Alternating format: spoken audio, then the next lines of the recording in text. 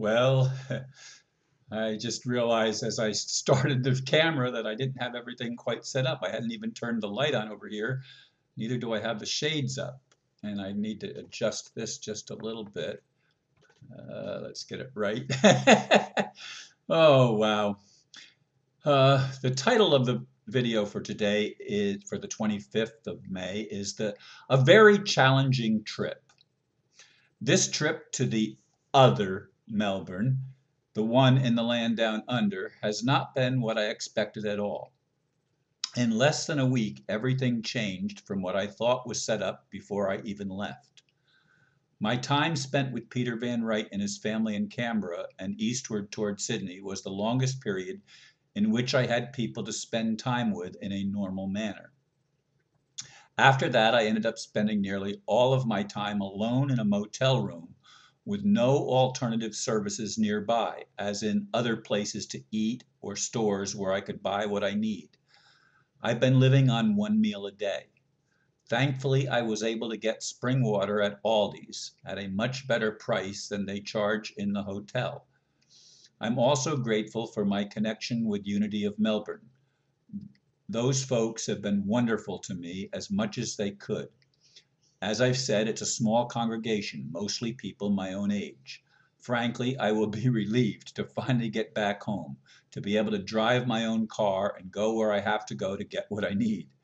Had I known it would be this way, I would have never left Florida. Of course, hindsight is 20/20. Please pray that the remainder of the trip goes as smoothly as possible and that I will get to connect with those I wanted to meet, Judith Durham's sister Beverly, and maybe even some of the seekers. Now I want to just show you something. I mentioned water. This is this is the bottle that they give you in the hotel. They charge $3 for this bottle. It's 600 milliliters. And I keep holding it up on the wrong place. Okay, 600 milliliters of spring water. It's $3 or 2 bottles like this for $5.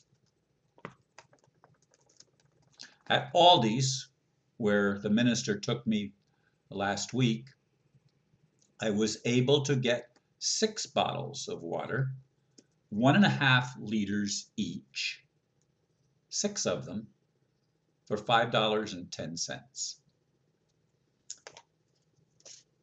2 of these for $5, 6 of these for $5.10. You can see the difference. See?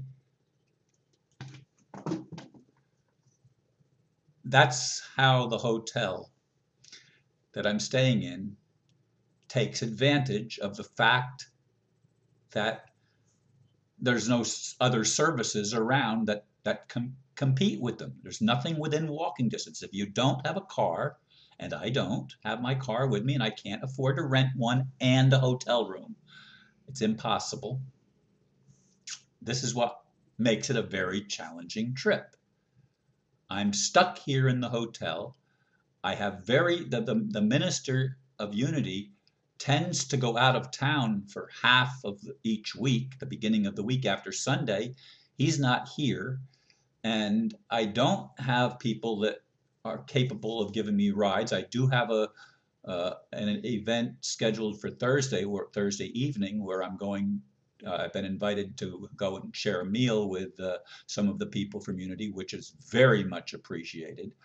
That day, if I eat a lunch that day, which I probably will, I'll have 2 meals in one day. What a wonderful blessing that will be, because otherwise I'm eating just limited snacks. I mean, I bought a thing of Pringles, which they don't call it Pringles here, but that's what they're called in the United States. They're the pre-shaped potato chips. I bought 1 thing of those and some candy bars of dark chocolate. But aside from that, and some apples. I bought a thing of apples and I still have some apples left. That's the extent of what I have to eat, except at the one meal, and they have a limited senior menu.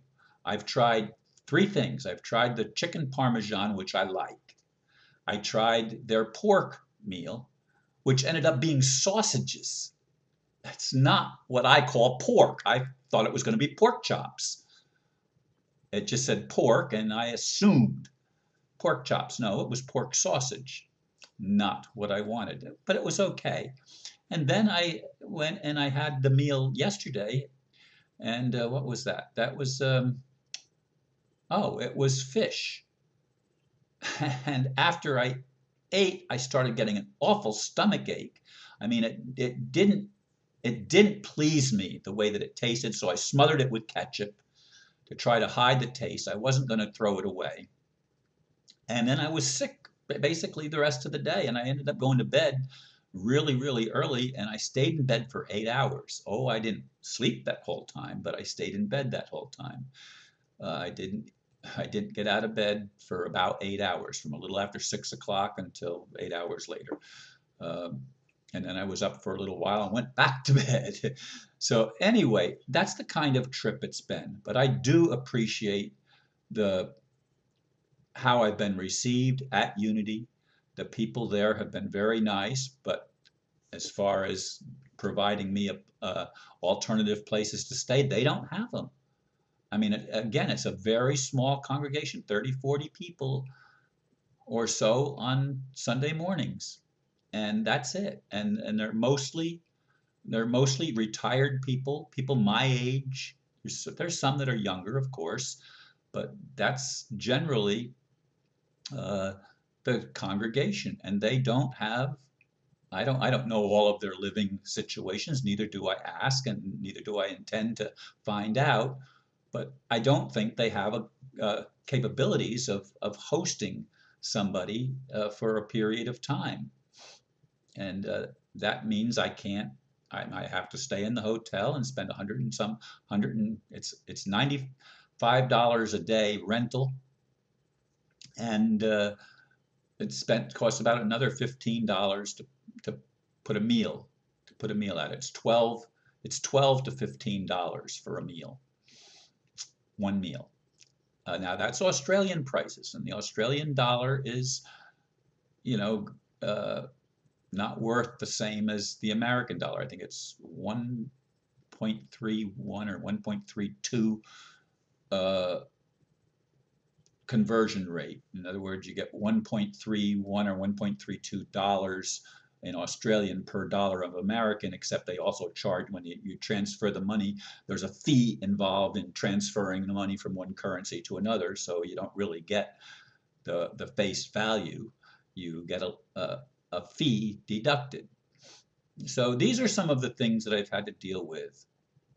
And as I said, I ask you to pray that the remainder of the week that I have left, next Tuesday, I will be traveling, and I still have to figure out how I'm going to get to the airport, because the hotel closes at 5 a.m. and doesn't open till 9 a.m. My plane leaves Melbourne Airport at 9 o'clock in the morning. I have to be there by 7 o'clock. I have to check out of the hotel. How do I check out of the hotel when it's not open? The doors are locked. It closes 4 hours every day in the morning, so that you can't check out till after 9 o'clock. But I can't do that. So these are some of the things that I'm laying there in my bed trying to figure out how I'm going to make this work. I don't know at this point. I have unanswered questions, and I'm asking for prayers that everything go as smoothly as it possibly can go. And I really hope that I get to meet Beverly and possibly Judith and some of the seekers. That would make my trip at least worthwhile. If I don't get to meet either of them, I will really feel let down. And I know people say, well, chin up and don't let yourself feel that way. But I'm sorry. You're not supposed to have expectations. I'm sorry. Humans have expectations. That's the way it is. And if you don't like it, that's too bad. I am who I am. I experience what I experience. Please pray for me. Thank you. Namaste.